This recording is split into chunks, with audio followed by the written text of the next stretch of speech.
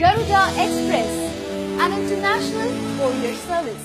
ಕರ್ನಾಟಕ ರಾಜ್ಯದ ಬೀದರಿನಲ್ಲಿ ಸ್ವಯಂಭೂ ನರಸಿಂಹ ಸ್ವಾಮಿಯ ಒಂದು ಪ್ರಸಿದ್ಧ ದೇವಾಲಯವಿದೆ. ಇಲ್ಲಿ ಸಾಕ್ಷಾತ್ತು ನರಸಿಂಹ ಸ್ವಾಮಿಯು ನೀರಿನಲ್ಲಿ ನೆಲೆಸಿ ಝರಣಿ ನರಸಿಂಹ ನಾಮದಿಂದ ಪೂಜೆಗಳನ್ನ ಸ್ವೀಕರಿಸುತ್ತಿದ್ದಾರೆ. ಝರಣಿ ನರಸಿಂಹ ಸ್ವಾಮಿ ದೇವಾಲಯದ ವಿಶೇಷತೆಯ ಬಗ್ಗೆ ನಾವಿಂದು ತಿಳಿದುಕೊಳ್ಳೋಣ.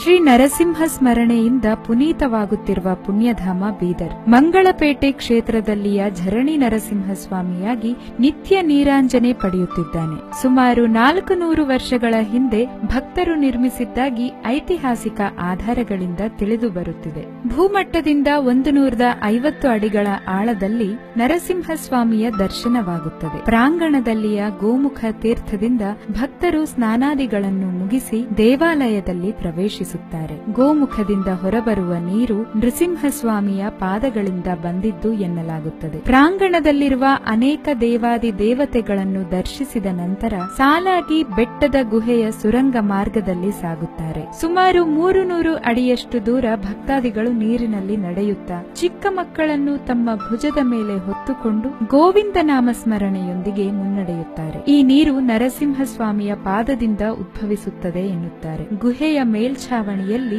ಬಾವುಲಿಗಳು ನೇತಾಡುವುದು ಅಥವಾ ಹಾರಾಡುವುದನ್ನು ಇಲ್ಲಿ ಸಾಮಾನ್ಯವಾಗಿ ಕಾಣಬಹುದಾಗಿದೆ. ಆದರೆ ಇಲ್ಲಿಯವರೆಗೆ ಅವುಗಳಿಂದ ಯಾವುದೇ ಆಪತ್ತು ಅಥವಾ ತೊಂದರೆ ಎದುರಾಗಿಲ್ಲ. ನರಸಿಂಹಸ್ವಾಮಿ ಇಲ್ಲಿ ನೆಲೆಸಿರುವ ಹಿಂದೆ ಒಂದು ಪುರಾಣ ಕಥೆಯು ಪ್ರಚಾರದಲ್ಲಿದೆ. ಝರಾಸುರ ಹೆಸರಿನ ರಾಕ್ಷಸನೊಬ್ಬ ಸ್ವಾಮಿಯ ಕರುಣೆ ಕಟಾಕ್ಷಗಳಿಗಾಗಿ ಘೋರ ತಪಸ್ಸು ಮಾಡಿದನಂತೆ. ಆತನ ತಪಸ್ಸಿಗೆ ಮೆಚ್ಚಿ ನರಸಿಂಹಸ್ವಾಮಿ ಅಲ್ಲಿನ ಜಲದಲ್ಲಿಯೇ ನೆಲೆಸುವುದಾಗಿ ವರ ನೀಡಿದನಂತೆ. ಆ ವರ ಪ್ರಭಾವದಿಂದ ಸ್ವಾಮಿ ಇಲ್ಲಿ ನೆಲೆಸಿರುವುದಾಗಿ ಪುರಾಣಗಳು ಹೇಳುತ್ತಿವೆ. ಬಲಗಡೆಯಲ್ಲಿ ಶಿವಲಿಂಗದ ದರ್ಶನವಾದ ನಂತರ ಗರ್ಭಗುಡಿಯಲ್ಲಿ ಸ್ವಾಮಿಯನ್ನು ಸಾಲಿಗ್ರಾಮ ರೂಪದಲ್ಲಿ ದರ್ಶಿಸಿ ಭಕ್ತಾದಿಗಳು ಪುಣ್ಯಫಲ ಪಡೆಯುತ್ತಾರೆ. ಸುರಂಗ ಮಾರ್ಗದ ಗುಹೆಯಲ್ಲಿನ ನೀರಿನಲ್ಲಿ ಸಲ್ಫರ್ ಇರುವುದರಿಂದ ಚರ್ಮದ ಸಮಸ್ಯೆಗಳು ಬಗೆಹರಿಯುತ್ತವೆ ಎಂದು ನಂಬಲಾಗುತ್ತದೆ. ಈ ದೇವಾಲಯದ ದರ್ಶನದ ಅನುಭವವು ರೋಮಾಂಚಕ ಮತ್ತು ಸಾಹಸಮಯವಾಗಿರುತ್ತದೆ. ಬನ್ನಿ ನಾವು ಕೂಡ ಈ ಝರಣಿಯಲ್ಲಿನ ನೃಸಿಂಹನ ದರ್ಶನ ಭಾಗ್ಯ ಪಡೆದು